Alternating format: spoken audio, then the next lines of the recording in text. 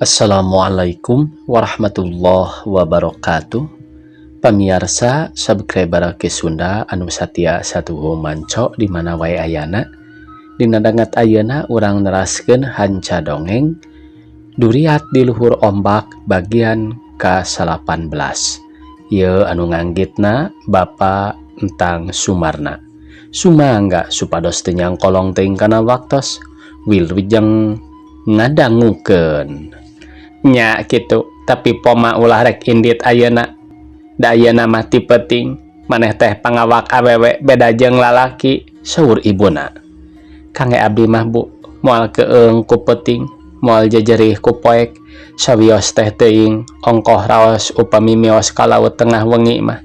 Tiasa kabantu ku angin, den ratikah keukeuh maksa. Nya, jigu wae atuh, keun antep ibuna. Da kahayangna ieu tur manehna oge moal samata-mata wani mun teu sanggup nyorang lautan dina waktu peuting ceuk Tuan Jokor ngajurungkeun. Kumargi parantos kajurungkeun ku ama kalih ku ibu, permios wae atuh bade angkat ayeuna den ratikah pamitan ka ibu Ramana. Ku ama didoakeun ari nya mah panteng karep hidup, mudah-mudahan sing ganjang hasil. Sur Tuan Jokor bari netep den ratikah. Sanajan ku ibu oge didoakeun pisan sing bisa hasil, sur ibuna bari cumalimba sateuna langsana nu jadi indung ka anak. Jut den ratikah indi turun ti bumina barang kasisi basisir den ratikah celak deui kana Bargas. Teu talangke durudud leong indit ka tengah lautan, sakedeung oge geus ngangkreung di tengah sagara umpal-umpalan. Daratan lapat-lapat katinggalina den ratikah hiji wanita nu teuneng ludeung gede kawani teu sieun nyorang lautan, tetap manehna kayang kana tujuanana hayang manggihan Jatnika. Di tengah-tengah peuting anu poek mongkleng jauh ti Nusa Kembung kawetan ngangkleung hiji parahu layar didayung ku hiji jajakan nu teuneng ludeung nu dibayangkeun iwal ti hayang patepung jeung Pulo Rakata, tapi manehna can sadar yen salah jalan kuduna ka kulon ari ieu kalah ka wetan. Jatnika kacida pisan linglunga biurek ka teu manggih daratan tungtungna parahuna diantap sina angkleung-angkleungan maju sorangan. Bo, kamana atuhnya asa linglung ieu teh? Da can rek manggihan daratan, aing geus dua peuting angkleung-angkleungan teu pupuguh. Moal salah aing teh kaliru waktu indi ti Nusa Kembung, ceuk hate Jatnika. Akhirna reup manehna kasarean beri angkleung-angkleungan kabawa ku angin anu nebak ti darat ka laut kawantu ti peuting. Teu sabaraha lila rongheap dua parahu datang ti belah kaler tayalian iwal ti Janakum jeung Paradum nu keur neangan den ratikah. Parahu manehna mah ngahaja mawa obor hiji sewang, malah ngahaja mawa minyak tanah marisa kaleng mantega sewang. Kum, tuh aya parahu layar di belah kidul. Bawa ieu den ratikah teh, tembal Paradum ka Janakum nu masih keneh di tukangeunana. Mana euy Dum? Janakum nyorowok. Tuh itu piraku teu kadeuleu. We euy, geuning tuh ngalalenggut tumpakna ge lain awewe eta mah euy, dedeleuan dewek mah lalaki. Euy, sahanya cing hayu urang teang ka ditu buru-buru euy. Paradum jeung Janakum buru-buru ngawelahna arek muru eta parahu layar teh nu ngangkleung bari nu tumpakna sare jongjon. Teuli lage geus nepi kana eta parahu tuluy oborna dideketkeun maranehna kacida arolohokna. Dumeh sidik pisan maranehna wawuhun yen eta teh Jatnika hiji tawanan Tuan Jokor nu diasupkeun ka kamar racun teh. Heuh, geuning euy Jatnika tawanan teh. Paradum pok nyarita. Euy, kabur moal salah ieu mah. Cing urang geuingkeun atawa urang tewak we ku urang itung-itung gaganti den ratikah. Di mana urang balik ka Nusa Kembung oge tang tu ditarima sabab sanajan den ratikah teu kabawa, tapi urang mawa tawanan kabur. Tuan Jokor moal burung atoheun, ceuk Janakum. Nya, napiranan saurang jeung nu keur gering moal sabaraha tanagana ayu urang bangkol. Pardum jeung Janakum jung jelang loncat kana parahu Jatnika rek ngabangkol Jatnika nu keur sare. Sok euy, talian neungeuna ti tukang. Ku ieu wae ku tambang, tanya Janakum. Ku tambang kunaon deui atuh, ceuk Pardum haharewosan. Gap teh Janakum nyakel leungeun Jatnika, dasar Jatnika asak perasaanana kakara ge gap nyakel pi geulangna. Jatnika sakaligus ngarengkas suku Janakum dipiteskeun tuluy dialungkeun ka laut. Kujubar karabak. Pardum reuwaseun tuluy nyirintil ka Jatnika, maksudna rek manglawankeun ka sobatna, tapi ieu oge ngan sakilat ditewak sukuna sabelah. Kujubar deui ka laut. Atuh jadi duaan pating kulibak dina cai beri roronjatan sedang arek naik deui sieun ku Jatnika. Kurang ajar, dewek disangkana naon rek dibarorogod ku si Raling teh. Jatnika nulak cangkeng bakat ku nafsu. Aduh ampun Jatnika, kuring luaan ulah dipaehan, kuring teh Pardum jeung Janakum. Kapaksa nu duaan nyerah sabab geus teu kuat ngalawan Jatnika, jadi maranehna ngarasa moal kuat ngalawan deui oge. Geuning maraneh teh penjaga lawang kamar racun. Sakumaha beja ti urang nu sakembung, tanya Jatnika lantaran geus nyaho yen nu ngajaga waktu Jatnika di jero kamar racun teh di bejaan kubu permasih nyaeta Pardum jeung Janakum. Sumuhun kulan, hapunten we, ulah kirang-kirang ngapunten ka abdi duaan. Pardum jeung Janakum ting raronjat kana parahu nu ditumpakan ku Jatnika.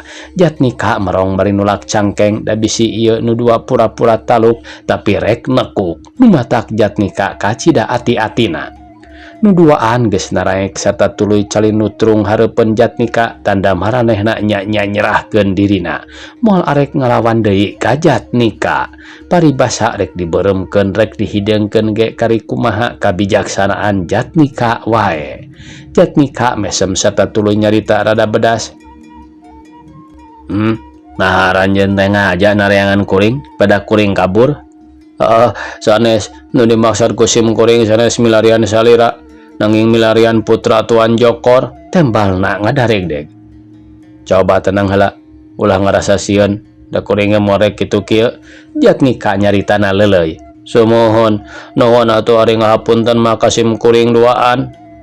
Nya kitu sim kuring ge ngaturkeun rebu nuhun den, ceuk Janakum teu tinggaleun.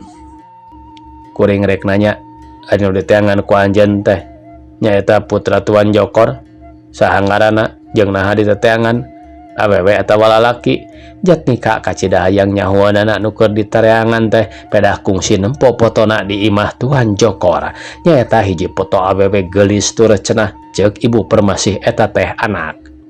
Dope putrana nu nuju di pilarian teh nyaeta istri jideunganana Den Ratika. Pangna di pelarian teh kumargi kabur ti Nusa Kembung.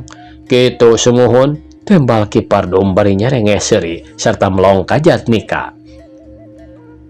Den Ratika, cing naon sababna pangna manehna kabur ti Nusa Kembung? Kuring hayang nyaho sababna, tanya Jatnika. Salaresna upami diwartoskeun mah salira moal tiasa percanten, margi ieu perkawis nyangkut sareng salira pisan. Pangna anjeunna kabur teh margi nama kawitna tina rupi salira Jatnika. Aya sangkut paut jeung kuring ke heula, sabab kuring mah nyaho ngaranna ge kakara ayeuna boro-boro ka nyaho kana sabab musababna kabur tur disebutkeun aya sangkut paut jeung kuring. Jatnika kacida kageteunana. Ieu margina nu mawi sanggam sim kuring oge moal percanten, nanging upami dijujut kawit-kawitna mah rupina wae bakal percanten. Tembal Pardum bari netep ka Jatnika. Memang ekstra da aya obor dua nu kacida galadena. Cing kumaha jujutanana teh? Kuring kacida panasaranana teh. Tembal Jatnika bari kek cingogo nurutan Ki Pardum jeung Janakum. Ieu gara kawitna mah mangadangukeun. Teu talangke Ki Pardum nyaritakeun asal muasalna Den Ratika kabur teh nyaeta bakatku kataji ku rupa Jatnika. Atuh Jatnika olohok jeung surser hatena sanajan can kok panggih oge da geus sidikna potona. Nah benar eta teh kitu atawa ngabohong supaya teh kuring kudu ingat ka ngaran Den Ratika. Kuring ngarasa helok asa piraku manehna mika cinta ka kuring, sedangkan kuring teh kapantawanan Tuan Jokor Jatnika kurang percaya. Kang sim kuring sumpahna ge sing kalebu di ieu lautan, sing kaleled ku lamak. Upami dugi ka ieu caritaan kuring palsu, tembal Pardum susumpahan. Kuring rek percaya, tapi kuring rek nanya ke Aranjen. Nah Aranjen rek tuluy nareangan atawa rek balik heula, tanya Jatnika. Kang sim kuring duaan rupina sanaos ieu oge rerencangan satuju. Lehna upami sim kuring dongkap ka payunan Tuan Jokor bari teu ngabantun Den Ratika, sami wae sareng nyuhunkeun digantung dina tihang panggantungan atanapi nyuhunkeun digorok di koro. Ancaman Tuan Jokor teh kitu, nu mamai kuring bade ngiring ka salira wae, kamana oge bade ngiringan, atuh aya emutan salira ka Den Ratika, nya langkung nuhun, urang sami-sami milarian, da sanggem kuring mah moal aya istri gelis nu langkung ti Den Ratika, mangkaning anjeunna ti payun anu mika cinta ka salira, Pardum ngabibita. Saderek Pardum, janakum, sanyana sim kuring oge keur aya nu diteangan, nyaeta sainditna ti Nusa Kembung nepi ka lautan ieu. Kuring neangan pi pamanjikaneun kuring anu ti heula, artina mah nu geus leuwih ti heula silih teu leunjang jipasini, yen arek hirup bebarengan dina nggoning rumah tangga. Tapi sanyana aya di hiji pulo nu mangrupa gunung, nu katelah Gunung Rakata, ngan hajakal kuring teh linglung nepi ka teu nyaho ka mana arahna, ka mana tujuan kuring waktu ieu. Sedangkan Pulau Rakata masih can kapanggih keneh bae, tembal Jatnika ngapukakeun maksudna ti heula. Oh, jadi salira teh bade milarian pigarwaon nu maksana ka Gunung Rakata. Atuh lepat, nah bat kalah maju ka palih wetan Nusa Kembung, da sakedahna maka kulon. Bu, ampun teuing atuh, parantos tebihna ka ti Nusa Kembung ka dieu ge. Lalakon 2 dinten 2 wengi. Ayeuna upami bade niat ka Gunung Rakata ti dieu, kedah nyeepkeun waktu di lautan teh 5 dinten 5 wengi. Upami ngangge parahu layar sapertos urang ayeuna, benten deui upami ngangge bargas sawengi oge tiasa nepi, tembal Ki Pardum bari rada kageteun. Nya teu jadi halangan upamanya saderek-saderek rek milujeng kuring, hayu urang balik deui ka kulon. Bari sakalian dengan Den Ratika sugan kapanggih deui. Meureun kuring teh mun nya teh mah jadi boga pamajikaneun teh 2, tembal Jatnika. Atuh kantenan we ulah sok bau kana landong, da sanes barang mirah-mirah Den Ratika mah, da upami diical teh mah kuring wantun saanuna, ceuk Pardum ngabojeg. Hari tahun teh si laing mah gablog duit gento, make jong wani meulin Den Ratika sagala, nah kitu bakal dijual. Ki Janakum nepak bari mundelik. Nya, tong rea deui omong, ayeuna hayu urang indit bebarengan, ceuk Jatnika. Jatnika gancang ngajakan ka Janakum jeung Pardum teu dinya kakara arindit, malah parahu teh nu dibawa ngan 2, nyaeta parahu Jatnika jeung parahu Pardum. Pardum jeung Janakum jadi saparahu atuh parahu nu hiji deui mah cul wae angkleng-angklengan di laut. Peuting geus kaganti ku berang balebat di belah wetan nandakeun geus subuh, ngempur di jero cai. Kawantu plong-plong ka kulon ka kawetan, di tengah laut aya ngahalangan. Den Ratika nu sapupeuting ngadudud dina bargas rupana teu patepung jeung parahu nu ditumpakan ku Jatnika. Kalawan hiji deui nu ditumpakan Pardum jeung Janakum, rupana wae papaliwat maklum di laut. Be, nya Kang Jatnika teu kapanggih. Cilaka kaya kieu mah, tengtengan atuh ku ibu diusir. Tapi mun teu kapanggih nepi ka jam 12 mah, aing rek minta tulung heula ka Mbah Kapi jeung Ceu Herni, ceuk geurentes hatena. Keur jongjon ngadadad nuju ka belah kidul katempo di hareup aya parahu angkleng-angklengan, kalawan teu aya nu ngawelahna atawa nu tumpakna. Den Ratika kacida ngagebegna, aya parahu kosong, ka mana jelemana? Gancang kunden ratikah disamperkeun diberi ka kidul. Nya bae parahu nu geus taya jelemaan kacida ngarasa herana jeung ngajadikeun hiji pertanyaan pikeun Den Ratika. Palang siang ieu teh parahu nu ditumpakan ku Kang Jatnika teh meureun manehna ragrag ka laut atawa ditarewak jelema-jelema jahat. Karunya teuing lamun nya teh. Den Ratika nyidik-nyidik kana parahu ti mimiti layar nepi kana kaina sidik parahu kaluaran nusa kembung. Nya bae geuning parahu ti nusa kembung. Kaciri tandana cirina ku cet hideung dibuleudkeun. Iwal ti parahu-parahu ama nu make tanda kieu mah. Teu katahan Den Ratika segruk cerik bari andeprok luhur baragas. Kang Jatnika ngalepat engkang ieu nu nyandak parahu teh. Duh tega teuing jelema jahat. Boa-boa Kang Jatnika pada ngaroga hala. Nah atuh sanes ngantos di nusa kembung. Panginten katulungan ku abdi. Kabantun ka Pulau Rakata. Disanggakeun ka Ceherni. Bari cerik sorangan di tengah lautan ras ka Jatnika samarukna aya nu ngaroga hala ku jalma-jalma jahat. Nepi kaboga pikiran ngageremet nafsu teu puguh lir ibarat nafsu nyedak tanaga midak amarah taya layana. Kurang ajar jelema-jelema jahat. Bajak-bajak laut nu purah ngaroga hala manusia nu keur lumaku. Mun kapanggih ku aing tan wande diamuk kajeun teuing 10 parahu ceuk paribasana moal rek mundur sasiku ngejat satapak. Dagoan hei Durjana, dagoan si Ratika mun aranjeun bener hayang ngadu jajaten. Susumbarna Den Ratika munggah bari jeung nulak cangkeng awakna ngagidir. Teu talangke Den Ratika durudu deui ngalumpatkeun bargasna munggah nyewuk teu puguh nu dituju. Harita manehna nyuruwuk ka beulah kidul.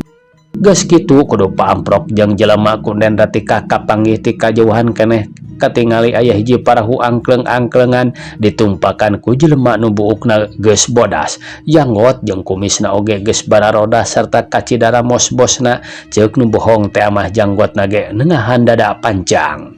Kumis baplang segede leungeun paromanana semu nu marah mai pakulitanana pantes koneng mun keur ngorana mah. Nah, moal salah itu tuh jelema jahat teh beda paromanana. Pantas hiji jadug laut purah ngaroga hala. Hei, dagoan nu dihareup teu anta parah deui Den Ratika ngagarowok bari ngudag. Tapi eta nu dina parahu teh jongjon wae cinutrung bari nempo ka tengah laut duka teuing keur nguseup duka keur naon. Hei, jalma nu dina parahu, saha anjeun? Ditanya ku kami teh siga nu torek. Den Ratika kawas nu nafsu ti nemu lawan sabalong bentor manggih jelema teh direkan musuh. Sugan nya torek aki-aki teh. Gereuntes hate Den Ratika kusabab geus 2 kali gogorowokan can rek direret keneh. Durudut Den Ratika beuki ngadeukeutan malah ayeuna mah geus antel pisan haluan bargas jeung parahu si bapa nu bewos teh. Hei, saha anjeun teh? Den Ratika nanya deui. Oh, sugan teh mah taya jelema. Sugan teh Ipri laut Jawa. Ceuk eta lalaki nu bewos sagala bodas teh bari murelang ka tukang ka Den Ratika. Gagabah sampean yang ka Ipri ka kami. Sabalikna anjeun saha? Anjeun teh jelema jahat atawa lain? Nah anjeun teh nu geus ngaroga lah hiji jajaka. Den Ratika teu tatapasini nanya kitu dasar watek gede ambak babari nafsu. Si bapa merong bari jubang jebeng. Jiga nu ngahaja ngalelewean ka Den Ratika dumeh hayangnya ho ambakna. Ieu mah bikang-bikang bet lancang bibirna. Meureun nya Ipri nya geulis mah geulis tapi songong. Dibobong gerak omong si bapa nu pika seremen teh pika keheuleun Den Ratika lain pika sieunun dasar watek Den Ratika. Barang si bapa nangtung nyamperkeun teh tuluy we ngagajleng kana parahu si bapa bari nyabut belati bari pokna. Anjeun ngaheureuyan tampanan ye belati kami. Si bapa bewos kalah cacak-cakakan nempo peso belati nu ditodongkeun kana beuteungna teh lain bae sion. Kalah seuri tampanan sakilat peso belati ditobokeun kana beuteung si bapa, tapi harita keneh ku si bapa teh geus karampas. Nah gelis-gelis gede ambek jeung nah gede teuing wawanen. Ya pesona aya dina lungun kami. Si bapak beki cara katakan Den Ratika ngahulang semunuhan deuleun tapi nafsuna beki ngagugudug. Kurang ajar. Hayo geura tewekeun ku Andika ka kami. Hayo. Den Ratika ngasongkeun dadana taya pisan kasieun. Ulah hayang ditublos gelis. Yo bisi teu nyaho. Kapan ieu teh picaroge nu gelis teh? Nah nu gelis teh bet jauh-jauh di jug. Anggang-anggang di teangan. Cuk si bapak bari rek ngarampak pipi Den Ratika. Dasar Den Ratika ahli kilat. Ngan sakilat dengan si bapak teh ditongtak. Sarta keplok dicabok. Oh, si bapak kokoloyongan. Lalaki pantar Andika mika cinta ka kami sebal tembal Den Ratika.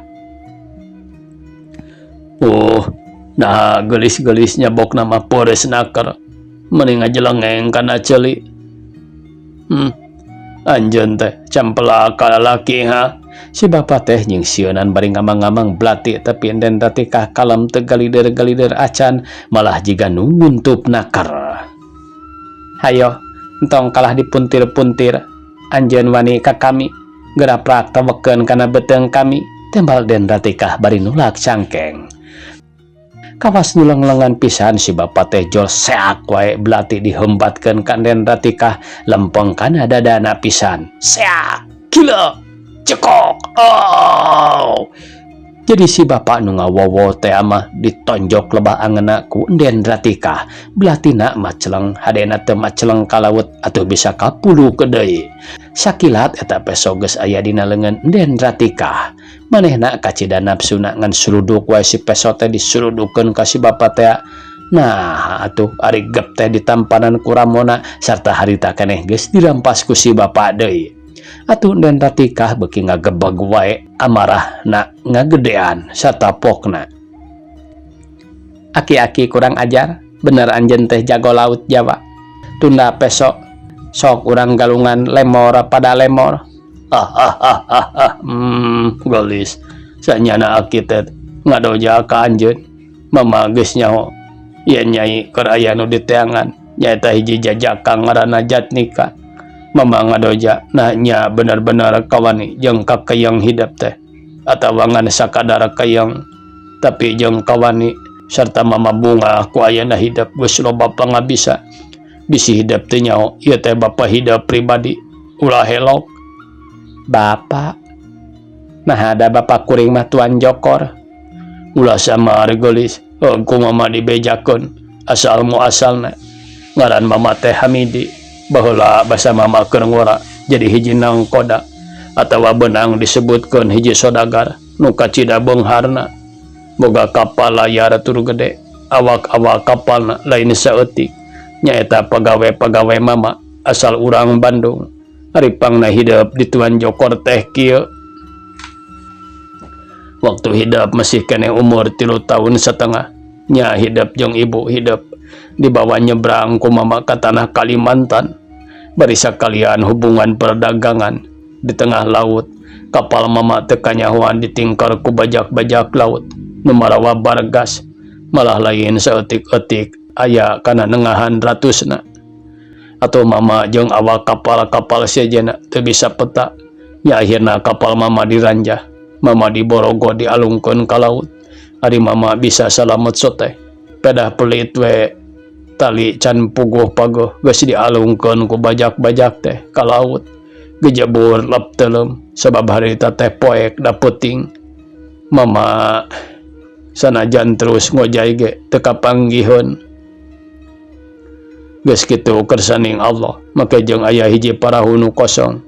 Rupana wae eta parahu teh urut hiji nelayan nu dirampog ku bajak eta keneh.